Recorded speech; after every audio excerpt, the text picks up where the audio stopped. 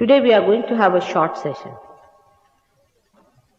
because we are all invited today to a dinner after the program. The host is my husband who wants to invite you, Pado, and he'll be coming about 8:15 or 8:30. So today we are going to think about our spirit, which we have neglected throughout. We are not even conscious that we have a spirit. Through Sahaja Yoga, those who are now conscious, because they can feel it through their vibrations, they can also get lost and can forget it. The spirit is the only eternal thing within us. All the rest are transitory and evolutionary. Everything goes into evolution, and the better is the evolution, the higher the spirit starts manifesting itself. Like the reflection. The reflection on the stone of even the sun is zero. And the reflection of the sun on the lake is sometimes, I think, is the reflection that is felt in the Sahajogis. When they see it, feel it, it flows, they can feel the breeze in their hand. But still, their attention is not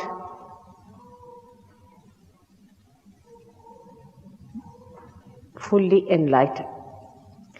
The spirit has not permeated inside. It's just reflecting still.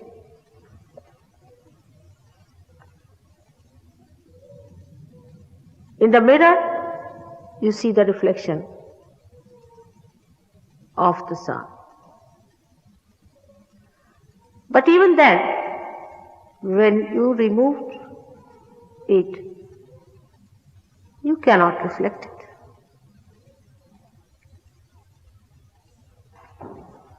This is the difference. That even if you become the mirror of the sun, unless and until it permeates into your being and transforms you into something new, you have not done full justice to yourself and nor to the powers of your spirit. The spirit has come just like a vision to you, an experience to you. But the growth of your being has not yet started. And if it has started, it's so slow that you may not achieve much in one lifetime. Because your attention is on all various things. You have been misidentified from the very beginning. Since the time you were amoeba, you have been misidentified. The matter played a big role in your life, so matter was important. Then all the 5 elements that are within us were very important to us. Because we can see them, feel them, we have lived them for years, thousands and thousands of years. So they are part and parcel of your being. And that is why you are so much identified with it. Naturally, no doubt.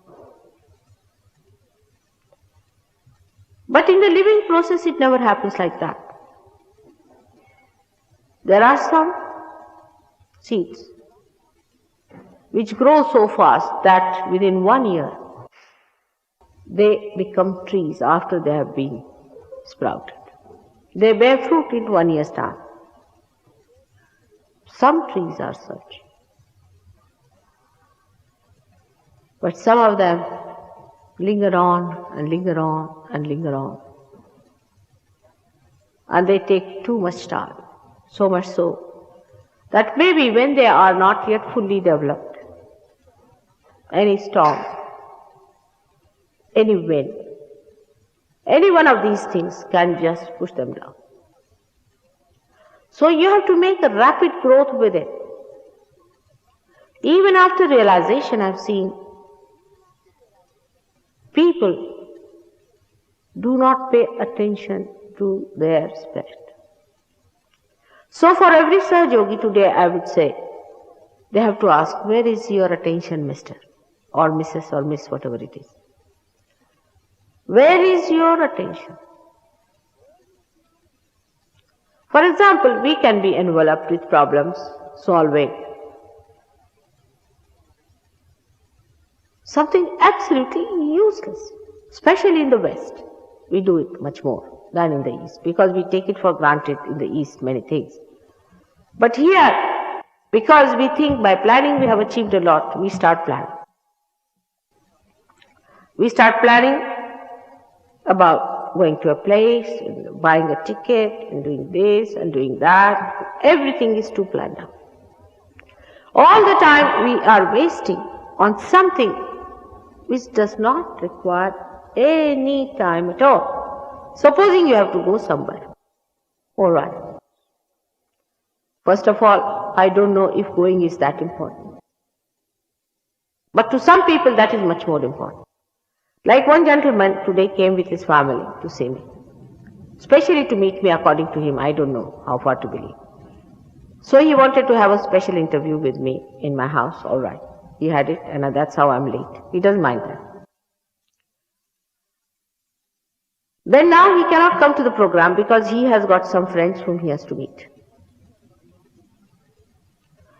His wife has not got realization, it does not matter. Because his friends are very loving people, very good, they have been very kind to him, he must meet them. Where is the attention? All these misidentifications we have, like marriage also. Some people come to me and tell me, Mother, we are very happily married or unhappily married, or the one who is happily married is equally a headache as the unhappily married. The unhappily one, you can understand why he's a headache. But the happily married also says, I must do something for wife, I have not done anything, I haven't bought her a diamond ring, I must buy for her. I haven't done this thing for her, I must get her a Rolls Royce, or do this and that. But where is your attention? The whole attention is diverted to things which has no play, which has no meaning, which helps you nowhere. Then the attention is, sit down. The attention is in a subtler way in many other things, like children. Now children is sort of, if I say anything, they'll say, Mother, do you want us to neglect the children? This is the problem. Children are not looked after by you. They are looked after by God. You are just an instrument of God to look after them. The more you are with God, the better you are with your children. You know how to handle them. You are kinder to them. You know how to solve their problems much better if you are getting your power from God. But if you are not interested in God, He is not either interested in you. That's the thing we do not understand. We think that if we are interested in God, we are obliging Him. Supposing you are interested in a job, you never think that way, that you are obliging the job. But as far as the God is concerned, we think why? We are obliging God. Where is she going? बुलाइए, वो क्या कर रहे हैं? यहाँ बैठो ना. जिस धंधे के लिए आए वो करने के छोड़ के इधर उधर जाने की जरूरत नहीं. अभी यही कह रहे हैं और इधर उधर जा रहे हैं.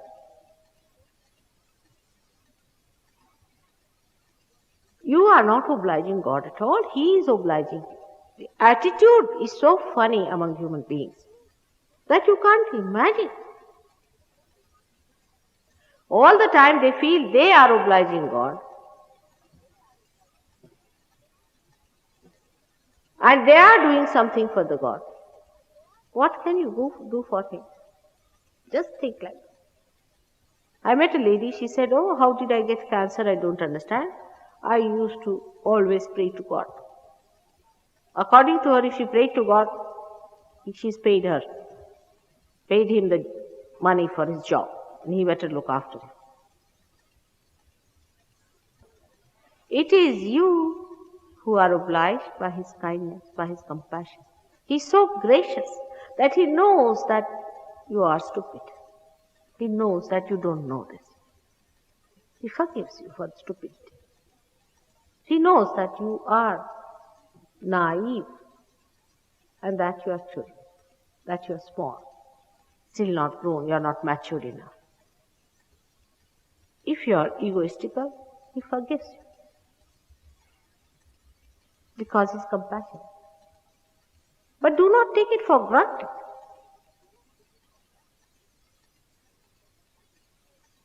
Do not take it for granted.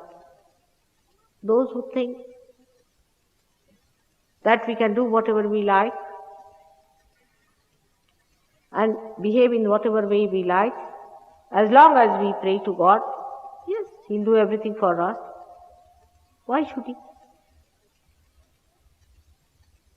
Where is our attention? What is yoga? In simple words, it is taking your attention to the Spirit. This is yoga. What does the Kundalini do? She raises your attention and takes it to the Spirit. Only after knowing the Spirit you can know God, not before that. That's why all religions have failed.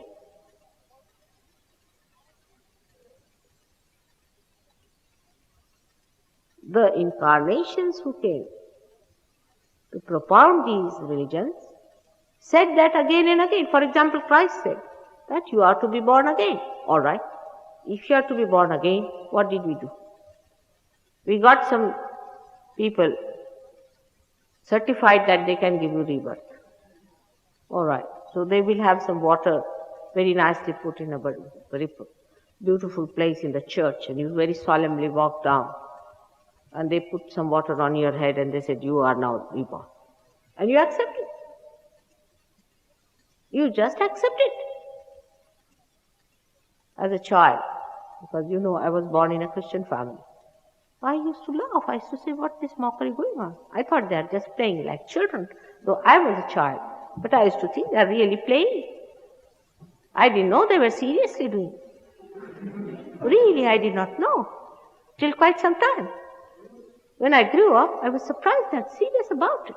I mean, they believe it. They believed that they were real. They were getting rebirth and it's baptism, that's the way it should be. I really felt it. I was amazed. And how people were satisfied with that was greater amazement to me. They would not ask, they would not challenge, they would not say anything about it. Whether am I really realized or not? Am I really reborn? In the same way, among Hindus they do the same nonsense. Same thing they do. When the child is about 8 years of age or say, from 5 years to 8 years, they call it as a Yajñopavit Samskara. That is the day they have to invite lots of people for dinner, as we have. You see, everything must have a dinner with it. The attention is more there.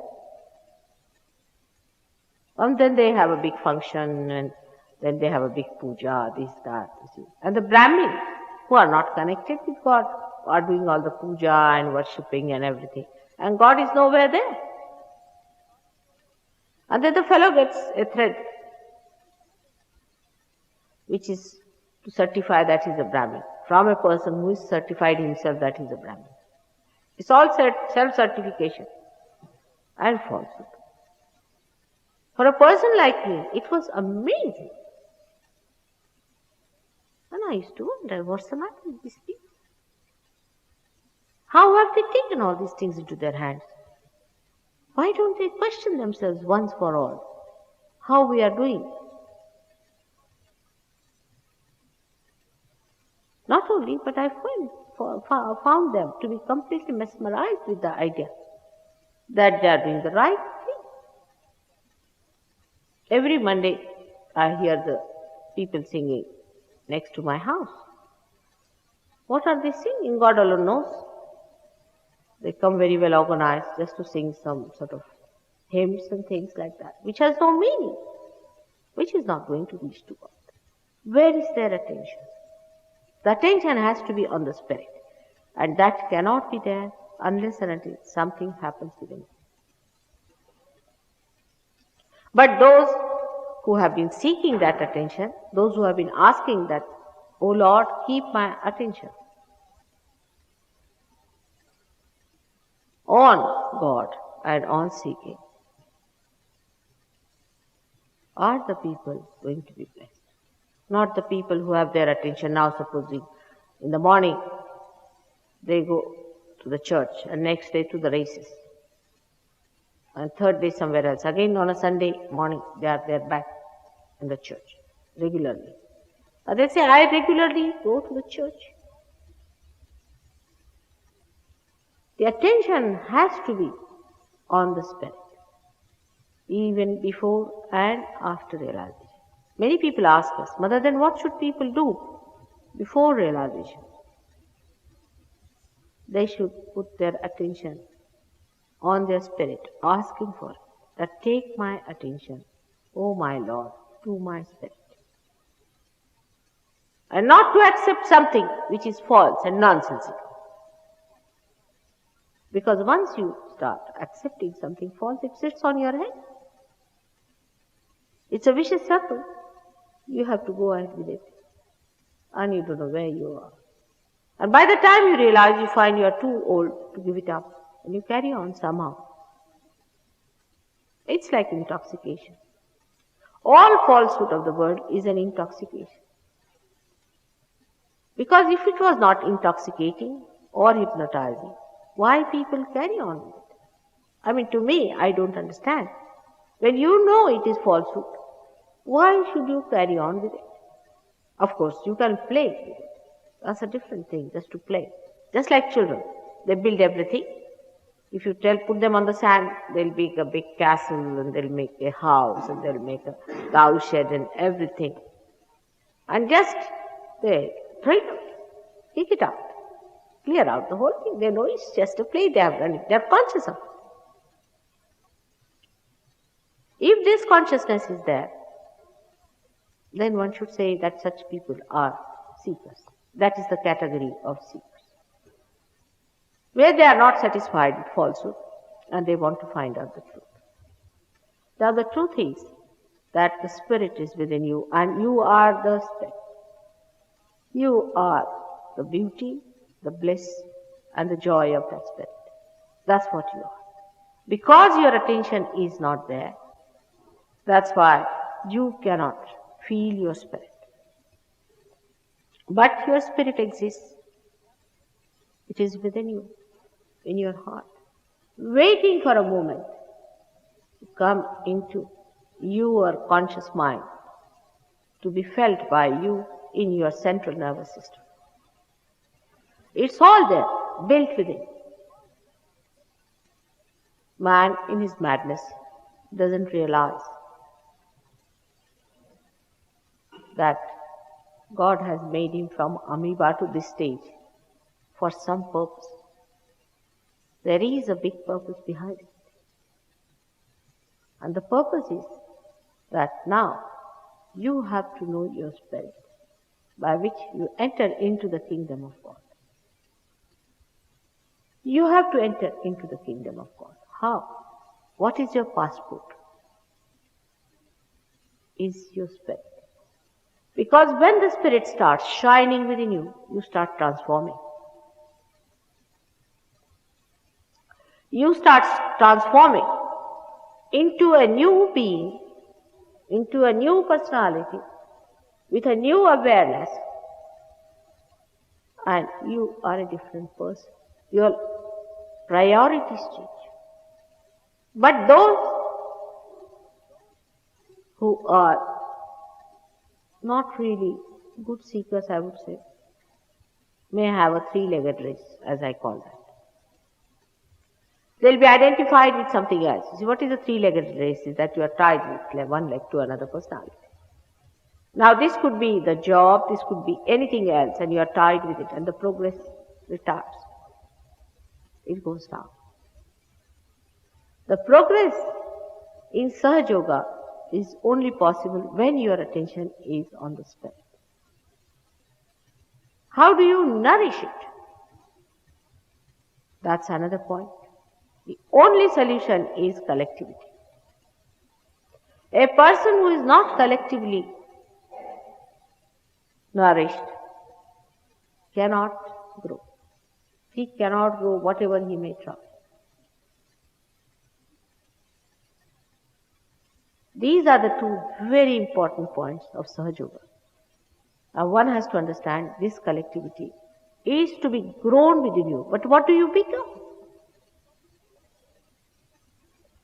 Actually, what do you become after your growth? You become a collective being. So you have to nourish yourself in collectivity. People just don't understand this simple point that you have to become the collective being. And that nourishment, if it is not flowing into you, then you are not a Sahaja Yogi at all. You are just having a trip of your ego or your super ego. And this is very important. By saying your brothers and sisters and this and that is not possible, I know that. It's wrong. It's another game. Just like baptism, it's another game to say, oh, we are all united together and we are all brothers and sisters and nothing should prevent us from being that. Socially we can be all right, but politically may not be, or economically we cannot be, and all sorts of things can come. But after realization, when the Kundalini rises through these 7 centers and pierces you through on the Sahasrara, then you start feeling the vibrations, feeling the cool breeze in your hand. This is how your spirit is talking to you. The rapport is established. You are connected with the spirit. That's the sign. If you are not connected, then you have to get connected. Then we can talk about it. Before you are connected, what is there to talk? What is there to say? Supposing this is not connected, how can I use it? Tell me. Is there any way? It's so simple as that. Everything is so simple, which you people have made so complicated. To me, a simple person, I don't understand. I mean, it has to be connected or not. Any telephone is to be connected to the mains or not. So the connection has to be there. And once we decide the connection has to be there, then what are we doing about it? That we are doing Sahaja Yoga. What is Sahaja Yoga? It's the right of every seeker to have this connection with the Divine. This you are doing in your own right, no doubt. There, I cannot challenge your right. It's your right. Say, for example, in a government, it's decided that all those people under 16 must be given 5 pounds each. All right, as long as it's under 16, you have a right. And the governments will see to it that they fulfill that promise. Isn't it? In the same way, you are promised that in the modern times, all those who will ask for realization will be granted. What a promise to make, just imagine. And use me for that purpose. Or Sahaja Yogis for that purpose. This is being promised in many scriptures by many incarnations. The time has come and I have to give you realization. More people have to be given realization, all those who ask for it. Of course, it cannot be forced onto anyone. This is your right. It is your right to ask, say, for your property. But if nobody asks, the government won't go back on them and tell them, now please have it, we beg of you, we fall at your feet and this and that. Do they do that? In the same way, nobody is going to fall at your feet. But if you ask for it, that's your right and you can have it. But the difference is that the right is to be exercised in a full way. If you ask a right that I want to become the governor of a particular place, then you should be able to assume that power. In the same way, if you think you have right, then you must assume also the power of spirit within you. You have to keep your attention to your spirit. Now the whole system of spirit is so dynamic and beyond human comprehension that you are suddenly amazed and surprised at it. First of all, you are amazed. Then you start thinking, how can that be so simple? How can that be so easy? I mean, it's not simple. In the sense that you have been made from amoeba to this stage. Is it a simple thing to do? Can you make one dog into a human being? Or even a horse which you like very much? Can you? To make so many human beings out of amoeba, isn't it a difficult thing? And if you are made that evolution must have rendered something within you. In that something is built in you. And when it works out, it looks simple, but it is not. It has a big background which is being worked out to bring you to this stage, just to know thyself. Know thyself. Simple words. It's too simple for human comprehension. That's why it is too difficult. Because they cannot go to simpler things. Know thyself. What is thyself? You ask somebody, yes, I know myself very well. Now what do you know about yourself? I like to go to pubs. That's myself. I like to become something great. I like. That's what you know yourself, what you like. Or else, I'm afraid, I'm frightened, I don't believe in this, I don't do this. Is this I? The one you are, is it? Then they might say, I'm not sure. But when you are the self, that's absolute. And that's sure short, that's what you are. You know this is it. When you talk as a spirit, you have no doubts. You have no doubts at all, because the absolute is established in you. For example, you take 10 Sahajogis, 10 small little children who are realized souls, and ask them to face a personality. And ask them, what is the problem with this gentleman? And immediately they will say that this gentleman has got this finger problem or this finger problem. All of them will say the same with their closed eyes.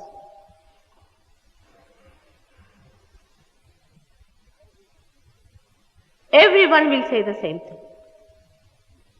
They will not criticize each other, because everybody will feel the same thing.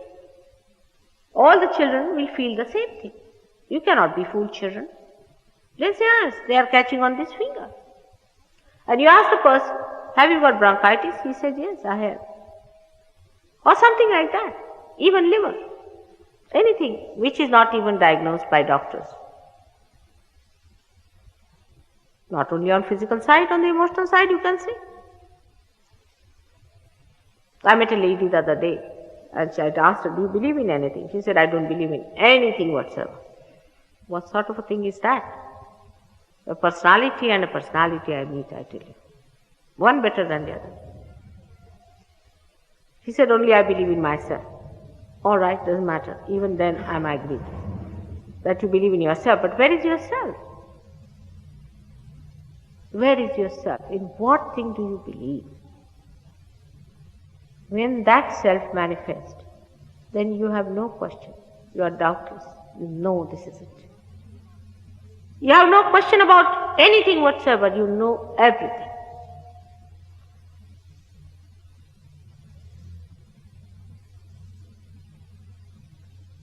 That's how the vibrations tell you. This is the spirit that tells you. The spirit within you tells you. You ask the spirit what is to be done. You ask any question. For example, say I was born in a Christian family, and in India people felt very funny that a lady who is supposed to give us our moksha and our realization should be a Christian lady, because they thought she has to be a Brahmin or something like that. I am a Brahmin in a way because I am a realized soul. I have no caste and community, but I am a realized soul. So they asked me a question, Mother, how is it you were born a Christian? I said, all right, you ask on your vibration. Is Christ the Son of God? Imagine, for Hindus and Muslims to accept it, this is very difficult. I have the vibration.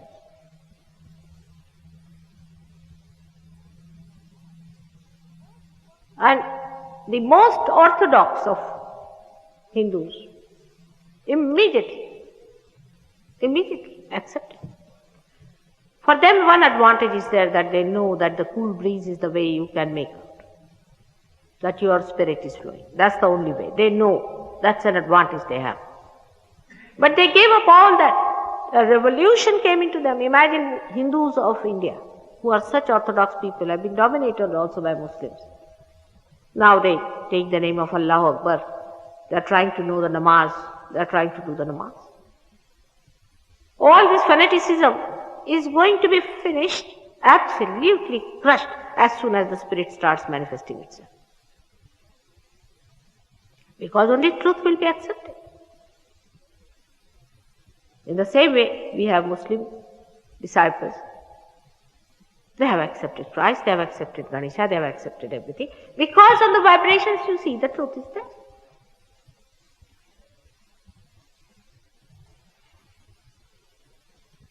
Fanatics will also have to come round. But first those who are doubting fanaticism will first of all get it. How can any fanatic be correct? Because they are talking about one God and they are in juxtaposition with each other. How can that be? But it's so. If you talk to a fanatic who is, say, an ardent Muslim and an ardent Hindu, they hate each other. They cannot understand how God could create them. The one person can create both of them. They think they have separate gods. I don't know how they carry on with their fanaticism, because I can't understand. But the entire truth about everything can be known through your vibratory awareness. And this vibratory awareness comes to you through your attention, which is enlightened by your spirit. This spirit resides within us. All the time, it knows everything what we do. It's the one which knows all our fields, wherever we move. But the same spirit, when enlightens our attention, the thing that is enjoying itself, or it is enjoying itself, becomes our experience. Because the spirit is collectively conscious, and we become collectively conscious. Those people who are not collectively conscious are not Sahajogis. They are absolutely just so-called. First collective consciousness comes in within us. By feeling, the cool breeze blowing through our hands, and by feeling all the fingers and feeling all the chakras. Some people don't feel it in the hands if the Vishuddhi is not alright, but still they can feel within themselves. Like there are devices, I feel, as if the gas fails, then the electricity works out. That also works out in many people. You can feel it within yourself, where is the problem, and you can feel the chakras. That's the first thing happens to you, that you feel the collectivity within you. That you are a collective being, you feel. You also feel about yourself, what you are catching, where you are catching. And ultimately, then, you start feeding, nourishing your collectivity, which is the point very much missed in the individualistic society. Because the whole of individualistic society is based on competition. And there is no competition in Sahaja Yoga. It's just the other way down, that you nourish on other people. The person who cannot carry on with other Sahaja Yogis is a sure and certain person who is going to get out of this.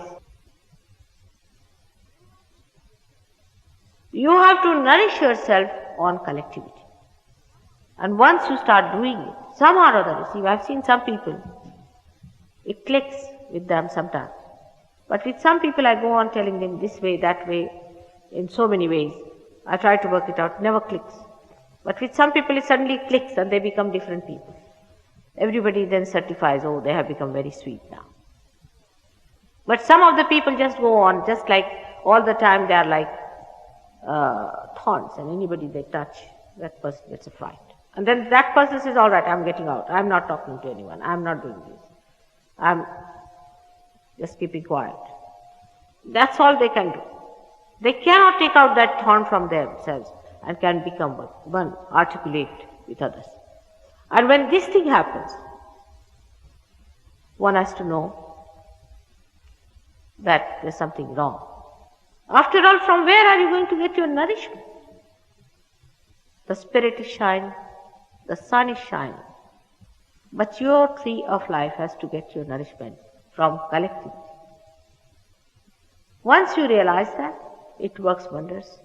It has worked wonders with so many people all over the world. But there is a greater danger for people where individualism is regarded as something great. Where people think to be individualistic in their attitude towards their selections and choices. And the decision making. For every small thing, they will make a decision. Why? What is the advantage? What did you gain by these things? So much energy in decision making. Whether you will have the fish and chips or you will have hamburger. What does it mean? Why waste so much energy on that? Where is your attention?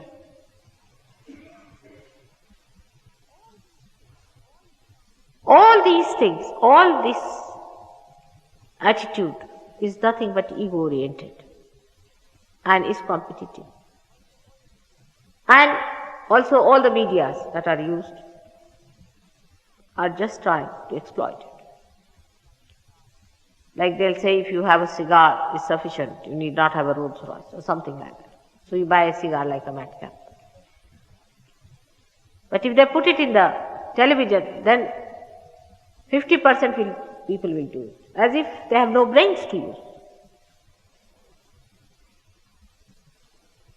It's a mad world that way, but it is not, in a way, because you are seekers. Have you ever seen so many seekers? Seekers of truth. They are not only claiming, they mean it. I know they mean it. They are not just claiming, it's not a fashion with them. They do mean it. And I'm really very happy about it. That there are seekers, those who are seeking who are honest and intelligent and who want to know who they are. Today, as I said, we'll have a short program. And there's no end to my speeches. I don't know how many speeches I've given now, lost count.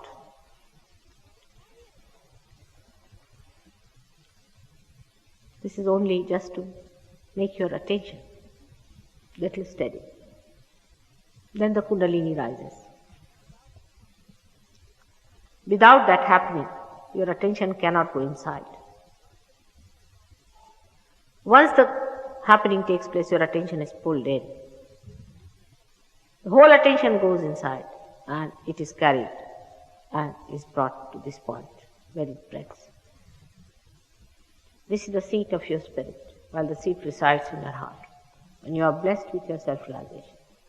Now the growth has to come, that you have to move your awareness towards the spirit.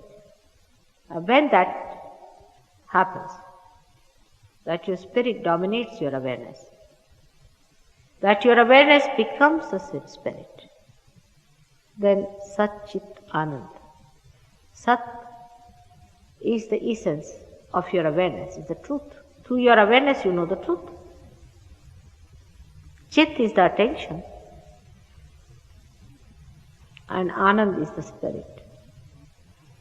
The essence of the spirit is joy. All these things become one. That has to happen. Then the growth is much faster. When it is halfway round, the growth is less. And the growth is to be felt in your collectivity. Not in how you organize some things and all that. No, in collectivity. How you feel about the whole world. How you are connected about the whole world. What you are doing about it. Can you work it out for them? Where is your attention? Again. As soon as you go on your spirit, you will start worrying about the whole universe. It will happen. The priorities will change. Oh, I am here. I am the spirit. And my work is not this. This is useless. This is not meant for me. And the attention will start going from all mundane, gross things to the spiritual side. But by going there, you become so dynamic that all material things will work out just like that. You'll have no problem with material things. They will work out. And like I'll tell you that few examples are like this. You know, I'm a married woman and I've got grandchildren. I run my house very well and I have a household. And mine is a marathon race. I mean, all of you have a relay race, but I have a marathon one. And it works out. But apart from that, so many problems are solved. I'll give you a simple example. Some girls have come from Australia. They told me, related many problems they have solved. But one of them was very sweet, that there was a lady. She very much wanted to come to India to see me. And she thought her money was not sufficient. Now money is absolutely material. And the little child, daughter she had, she also wanted to come. The girl was having a jumble sale, something. So she collected some of the trinkets here and there and went for a jumble sale. And they discovered that she had a very expensive bracelet of gold. Suddenly, which sold out for the amount of money exactly required for the ticket of the mother and the child. Exactly.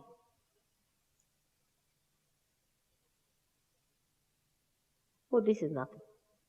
There are many people who have known how material it works out. For example, we have a doctor of physics here who was doing his doctorate, and he did it for years and years. I don't remember exactly how many years. And he brought his papers to me. He said, "Mother, I cannot now have anything more done. Now I cannot even make it a fair thing. I cannot put it in a bomb. And this is how I'm going to now present. I'm fed up. I've finished every single pie I had." I said, "All right." I just did like this to the thing. He said, "Are you not going to read?" I said, "No, what is there to read? It's all right." You won't believe. He went next day to see the gentleman and he became a doctor of physics. That's how materially things work. Krishna has said it. Yoga kshema vahamyam. Yoga, when you get your yoga, when you are connected with God, then He looks after you. Kshema, your well-being.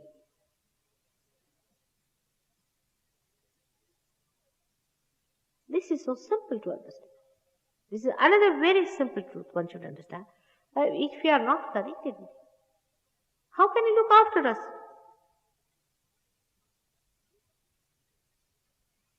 We have to be connected with Him. So we know His desires, we know His ways, we know how to please Him, we know what to do. And so we can ask for what we want.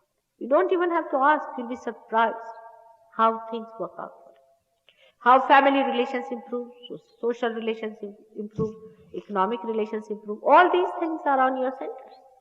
And as the Kundalini rises, she starts spreading sideways also, and you start getting the effect. The first you get is the material and the physical. And that's how you know how we have cured people of cancer and things. Just like that. People don't understand how we have done it. We have. Because spirit is the dynamism within us. It is the thing. Like one diamond which is put in a ring and embedded in the soil, saved permanently, just to keep it out of problems, is suddenly discovered. And that's why it is all we see. The basis of all our existence is nothing but our spirit. That's the basis. That's the adhara. That's the support. And to us, it should be a special blessing. For our Lord Jesus Christ was the embodiment of that spirit. He came on this earth just to show you the way of your resurrection.